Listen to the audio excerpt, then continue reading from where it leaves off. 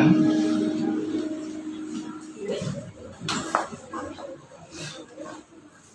Shalom. Ada sukacita, amin. Ya, hari ini kita bersyukur bersama jemaat di Pos PI Tabanan, dan juga ada kita dari Jimbaran, dan juga tamu-tamu undangan, dan juga ada sahabat kami Bung Max, ya, ketemu perkenalan karena kami mau cari-cari tempat. Wah, luar biasa, Tuhan pertemukan kita. Ya, beliau dari Aceh, ya, jadi kami bincang-bincang, dan tadi baru saya ingat, wah, ada sahabat di sana, dan puji Tuhan beliau respon dengan sukacita. Beliau tadi katakan, saya senang diundang, saya senang bahwa ya Bang Mark datang undangan saya bilang, wah, dia lebih senang karena saya undang, jadi sama-sama senang ya. Kita senang semua malam hari ini, dan juga tentu Bapak Ibu undangan dan juga keluarga ya. Kita bersyukur pada malam hari ini kita merayakan perayaan Natal. Tema kita adalah fokus pada panggilan surgawi. Fokus pada panggilan surgawi dari Filipi pasal yang ketiga, ya, Filipi pasal 3. Nah, Natal itu Yesus, ya, yang adalah Dia Allah datang ke dunia menjadi manusia. Fokusnya apa? Mau menyelesaikan tugas utama. Panggilan surgawinya adalah menyelesaikan tugas utama supaya manusia yang dikasihi oleh Allah itu akhirnya layak di hadapan Allah. Kita tahu bahwa manusia yang sudah jatuh ke dalam dosa tidak lagi layak di hadapan Allah, dan upah dosa adalah maut. Tetapi Tuhan, ya, tidak menghendaki kematian manusia itu di dalam kefasikannya. Dia mau supaya manusia itu bertobat, datang kembali. Itu sebabnya ketika Adam dan Hawa jatuh ke dalam dosa, Allah sendiri yang mencari. Adam, di mana engkau? Inisiatif Allah mencari manusia yang sudah jatuh ke dalam dosa. Dan manusia itu sembunyi, takut. Dan itu menunjukkan memang akibat dosa, kita takut di hadapan Allah, kita mulai bersembunyi, dan kita hubungan kita dengan Allah terputus. Nah, Yesus datang ke dunia untuk apa? Di dalam Filipi, ya, kita akan baca bersama-sama Filipi pasal 3 ayat 13, 1, 2, 3. Saudara-saudara, aku sendiri tidak menganggap bahwa aku telah menangkapnya, tetapi ini yang kulakukan, aku melupakan apa yang telah di belakangku dan mengarahkan diri kepada apa yang di hadapanku. Ayat 14, 1, 2, 3. Dan berlari-lari kepada tujuan untuk memperoleh hadiah, yaitu panggilan surgawi dari Allah dalam Kristus Yesus. Fokus pada panggilan surgawi. Dalam pembacaan ini kita diingatkan akan Natal. Ya, kalau kita tahu bahwa Natal itu adalah kelahiran Yesus Kristus, lahirnya Al-Masih. Allah datang ke dunia menjadi manusia. Nah, supaya Allah itu berjumpa dengan umatnya, ciptaannya, atau dengan kata lain supaya umatnya, ciptaannya mampu berhadapan dengan Dia, maka Dia merendahkan diri jadi manusia. Harus melalui proses kelahiran. Dan Dia memang benar-benar manusia sejati, ya, sama seperti kita. Dia dilahirkan. Nah, tetapi di dalam keberadaannya Dia adalah Allah itu sendiri. Ya, hal ini bisa kita lihat di dalam Filipi pasal 2 ayat 5 berkata begini. Hendaklah kamu dalam hidupmu bersama menaruh pikiran dan perasaan yang terdapat juga dalam Kristus Yesus. Di ayat 6, yang walaupun dalam rupa Allah, yang walaupun Dia adalah Allah, ya, artinya yang memang Dia benar-benar Allah. Nah, tidak menganggap kesetaraan dengan Allah itu sebagai milik yang harus dipertahankan. Dia tidak harus menunjukkan kealahannya. Dia tidak harus menunjukkan kekuasaannya. Dia tidak harus menunjukkan kehebatannya, kemuliaannya, tidak. Ya, jadi dikatakan tidak menganggap kesetaraan dengan Allah, tidak menyatakan bahwa memang dia ada Allahnya sebagai milik yang harus dipertahankan. Ya, di ayat yang ke-7, ya, dikatakan ayat yang ke-7, melainkan telah mengosongkan dirinya sendiri dan mengambil rupa seorang hamba dan menjadi sama dengan manusia. Melainkan telah mengosongkan dirinya, membuat dirinya tidak ada apa-apanya. Ya, dibatasinya kuasa keilahiannya. Jadi proses menjadi manusia itu adalah wujud merendahkan diri. Ya, merendahkan diri, mengambil rupa seorang hamba dan menjadi sama dengan manusia. Firman itu jadi manusia. Yohanes pasal 1 ayat 14. Jadi dia adalah Allah. Pada mulanya adalah firman, firman bersama-sama dengan Allah, dan firman itu adalah Allah, dan firman itu menjadi manusia. Jadi Yesus adalah Allah, dialah sang Khalik itu, dialah firman itu, dia menjadi manusia, dia dilahirkan. Bahkan di kandang domba yang hina. Wow. Seorang raja di atas segala raja. Namanya disebut orang penasihat ajaib. Ya, Allah yang perkasa, Bapa yang kekal, Raja damai. Dia yang menciptakan segala sesuatu. Dia dilahirkan di kandang domba yang hina. Semua dia kerjakan dengan satu tujuan, supaya menyelamatkan manusia itu dari jurang maut. Karena kasih dari Bapa kepada manusia. Dan di ayat 8 berkata begini. Dan dalam keadaan sebagai manusia, ia telah merendahkan dirinya dan taat sampai mati, bahkan sampai mati di kayu salib. Kita merayakan Natal. Natal baru yang kelahiran untuk panggilan surgawi, menyelesaikan tugas, fokus. Memang perjalanan hidup Yesus ada godaan iblis menggoda dia supaya gagal pada tugas akhirnya. Tetapi dia tetap mengerjakan segala sesuatu sesuai dengan pimpinan atau perintah atau suara atau kehendak daripada Sang Bapa. Dan dikatakan di sini sampai mati, bahkan sampai mati di kayu salib. Di ayat 9, itulah sebabnya Allah sangat meninggikan dia dan mengaruniakan kepadanya nama di atas segala nama. Untuk apa?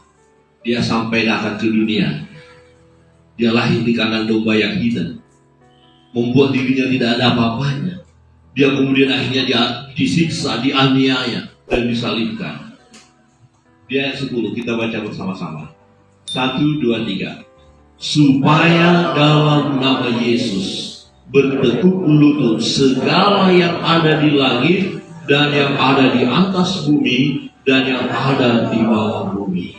Pada akhirnya semua orang akan berseru di dalam nama Yesus. Dan firman Tuhan katakan, kitab suci berkata, yang berseru di dalam nama Tuhan diselamatkan. Yang berseru di dalam nama Yesus diselamatkan. Yang percaya kepadanya tidak binasa melainkan beroleh hidup yang kekal. Saudara yang terkasih dalam Tuhan, pengalaman daripada Rasul Paulus, tadinya dia tidak percaya kepada Yesus, bahkan dia terlibat menganiaya orang percaya. Dia mengejar orang-orang Kristen, kemudian dianiaya. Stefanus salah seorang martir, di depan matanya dia setuju kalau Stefanus dilempari dengan batu. Dia tidak mau mengikut Yesus, tetapi karena perjumpaannya dengan Yesus, waktu dia sedang dalam perjalanan mengejar orang-orang percaya itu, pengikut jalan Tuhan itu, Yesus menjumpai dia. Jadi kalau saudara dan saya percaya Yesus, bukan karena kita yang menjumpai Yesus, tapi Yesus menjumpai kita. Amin. Bukan kita yang pilih Yesus, tapi Yesus yang pilih kita. Yohanes 15 ayat 16. Ya, bukan kamu yang memilih aku, tapi aku yang memilih kamu. Ya, supaya apa? Ya, kamu kutetapkan supaya kamu pergi dan menghasilkan buah. Yesus pilih kita. Seseorang tidak akan datang berseru di dalam nama Yesus kalau dia tidak dipilih oleh Yesus. Jadi tidak bisa orang dipaksa jadi pengikut Yesus, nggak bisa. Tapi firman Tuhan katakan bagaimana mereka berseru dalam nama Yesus kalau mereka sendiri tidak tahu Yesus. Jadi Natal adalah memberitakan tentang kelahiran Yesus. Diingatkan kembali bahwa ada satu pribadi, yaitu Allah yang merendahkan diri, datang ke dunia menjadi manusia untuk menyelamatkan manusia itu, yaitu yang percaya. Di ayat 11 kita baca bersama-sama. 1, 2, 3. Dan segala lidah mengaku Yesus Kristus adalah Tuhan bagi kemuliaan Allah Bapa. Saudara yang terkasih dalam Tuhan, Yesus datang merendahkan diri jadi manusia, mengalami proses manusia normal, disakiti, dihina, ditolak, dijual, disiksa. Tetapi itu semua dia lakukan panggilan surgawi Allah Bapa yang mengutus. Yohanes 3 ayat 16, karena begitu besar kasih Allah akan dunia ini, akan manusia yang berdosa ini, Dia mengaruniakan putranya yang tunggal supaya setiap orang yang percaya kepadanya tidak binasa, melainkan peroleh hidup yang kekal. Dia datang supaya orang-orang melihat Dia, orang-orang mendengar tentang Dia, orang-orang tahu tentang Dia, dan kemudian orang-orang datang kepada Dia. Dan akhirnya orang yang datang kepada Dia akan mengalami perubahan di dalam hidupnya. Rasul Paulus punya pengalaman tersendiri. Tadinya dia hendak menganiaya orang percaya, tapi karena Tuhan panggil dia, Tuhan jumpai dia, Tuhan tunjukkan dirinya kepada Saulus. Saulus, mengapa kau menganiaya aku? Siapa aku? Akulah Yesus yang kau aniaya. Kemudian dia buta. Ya, dan setelah didoakan oleh Ananias, dia bisa melihat. Dan kemudian dia dengar suara Tuhan. Dia dengar suara Tuhan. Kamu kutetapkan untuk menjadi pelayanku. Setelah perjumpaan dengan Yesus, setelah saudara berjumpa dengan Yesus, setelah saudara berjumpa dengan Natal, setelah saudara mengalami kehidupan yang baru, apa yang harus kita lakukan? Kebenaran firman Tuhan, fokus pada panggilan surgawi. Yang pertama, melupakan pola hidup yang lama. Melupakan pola hidup yang lama. Pola hidup yang lama apa? Hidup lama itu hanya akan membawa maut. Hidup lama artinya ketika kita belum percaya Yesus. Hidup lama artinya ketika kita melakukan berbagai kejahatan. Hidup lama artinya waktu kita hidup di dalam kegelapan, membenci orang, tidak mau mengampuni orang, tidak mau mengasihi orang, menghina orang, membuli orang. Kemudian kita melakukan pencurian, penganiayaan, segala macam. Hidup lama, berbohong, menipu, membunuh, mencaci maki, kalimat-kalimat negatif keluar dari mulut kita, hujatan keluar dari mulut kita, pikiran kita kacau. Itu hidup yang lama. Ada amin? Coba lihat kiri kanan, pastikan itu yang lama. Halo, diajak berbohong masih mau? Masih mau? Ada seorang anak kecil, ini hati-hati bapak-bapak, ibu-ibu, jangan ajarin anak-anak bohong ya. Nah ceritanya begini, ini gak ada di sini, kisahnya gak ada di sini, tapi di sana-sana. Terus rupanya bapak ibunya itu punya pinjaman kredit gitu loh ya. Kredit yang jalan-jalan itu dong, operasi lah gitu.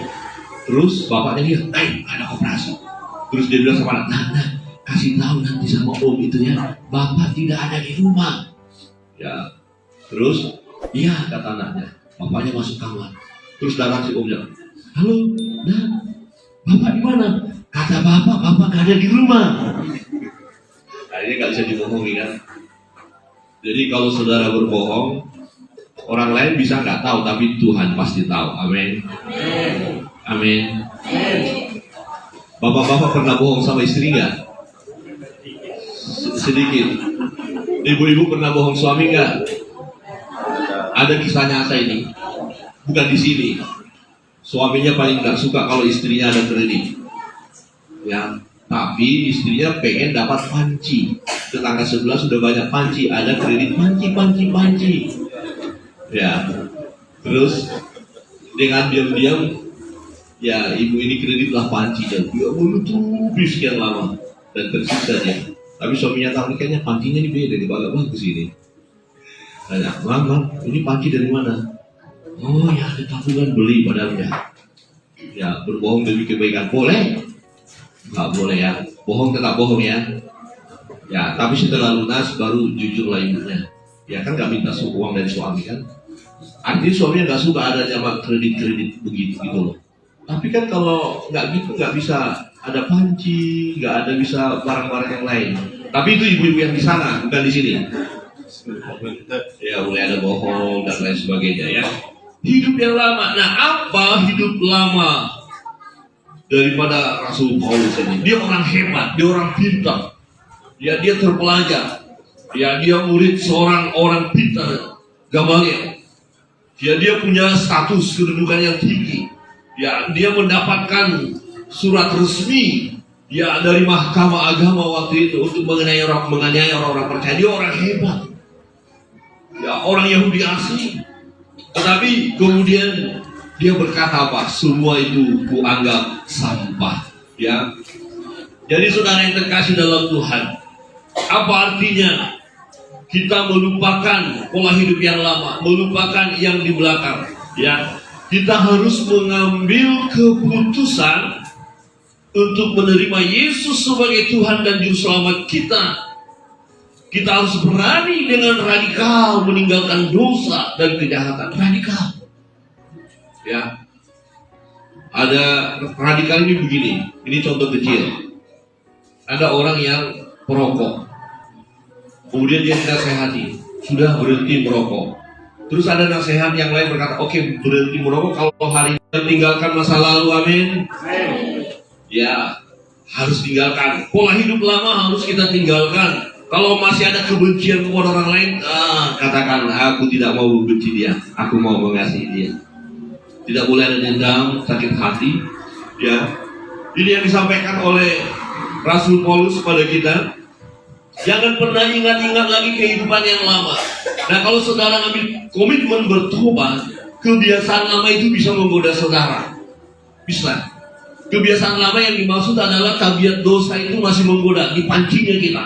Ayo, kamu dah, kan dulu kan sudah selesai dari mabuk-mabuk itu kan.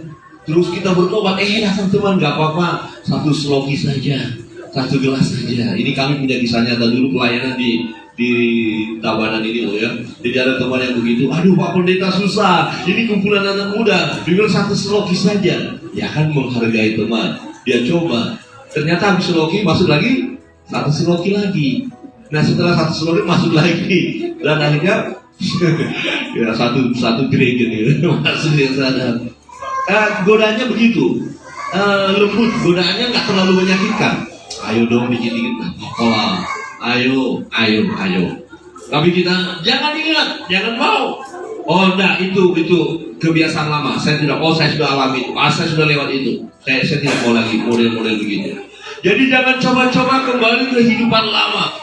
Jadi fokus kepada panggilan surgawi adalah kita yang sudah percaya Yesus, jangan coba-coba kembali kepada kehidupan lama. Apa saja hidup lama itu, perbuatan-perbuatan yang tidak baik itu, gaya-gaya lama yang tidak sesuai dengan firman Allah, manusia lama harus kita tanggalkan.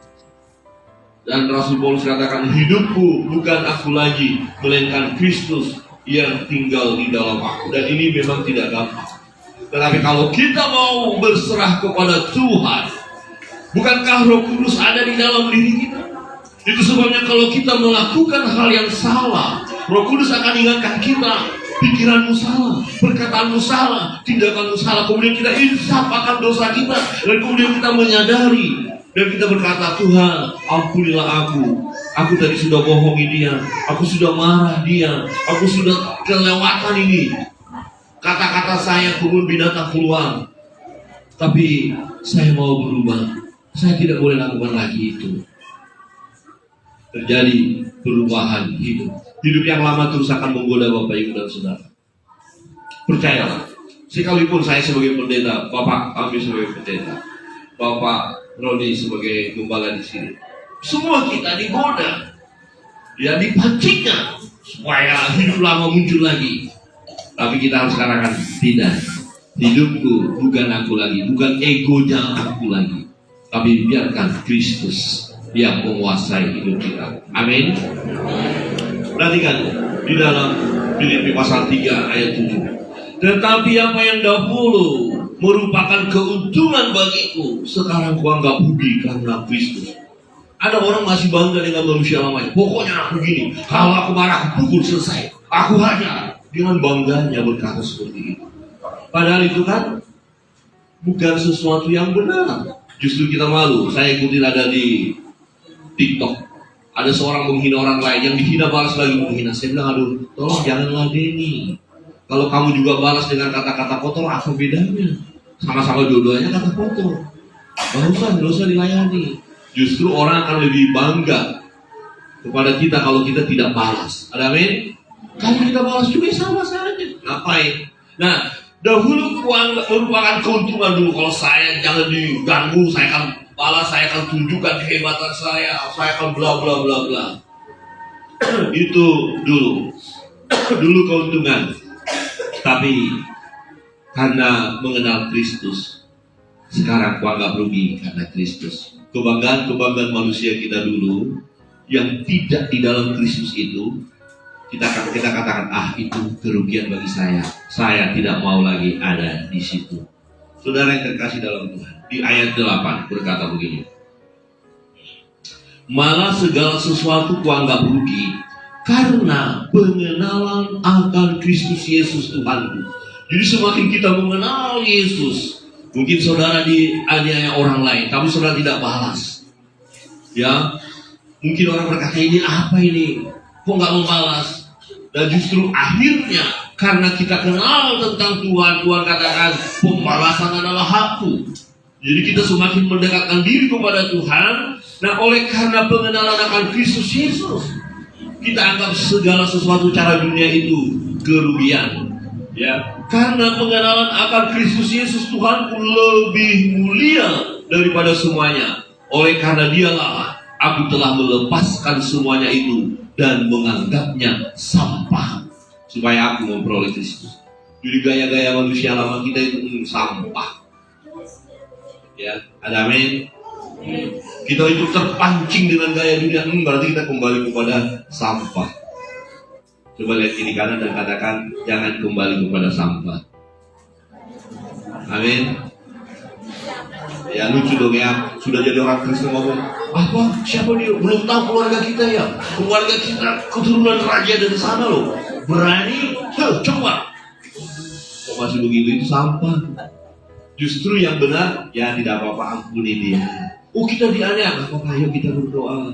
Kasihan.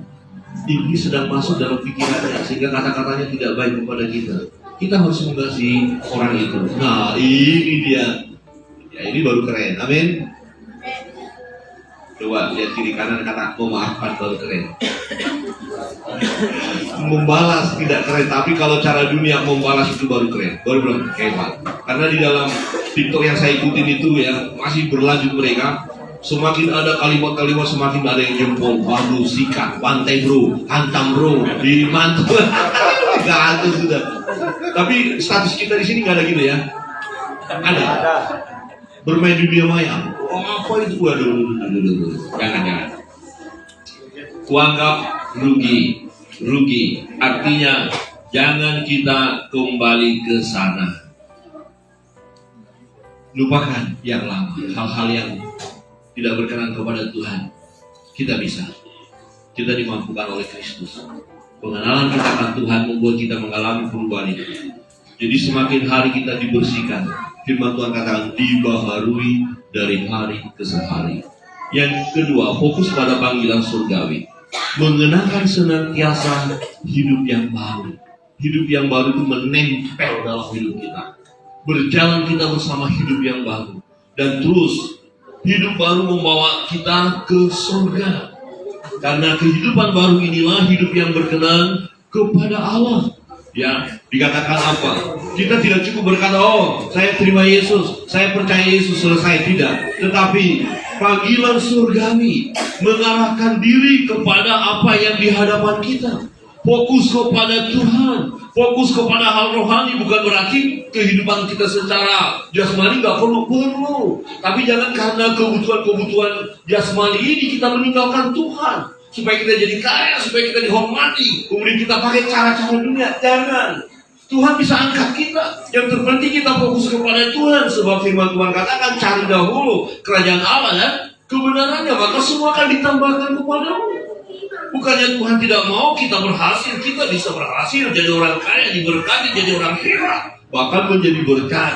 Tetapi kita lakukan itu karena fokus kepada Tuhan di hadapan kita. Dan berlari-lari terus. Jadi orang Kristen jangan melempem, jangan berdiam saja, jangan sampai tidak lakukan sesuatu. Tuhan tetapkan kita menjadi alat di tangannya.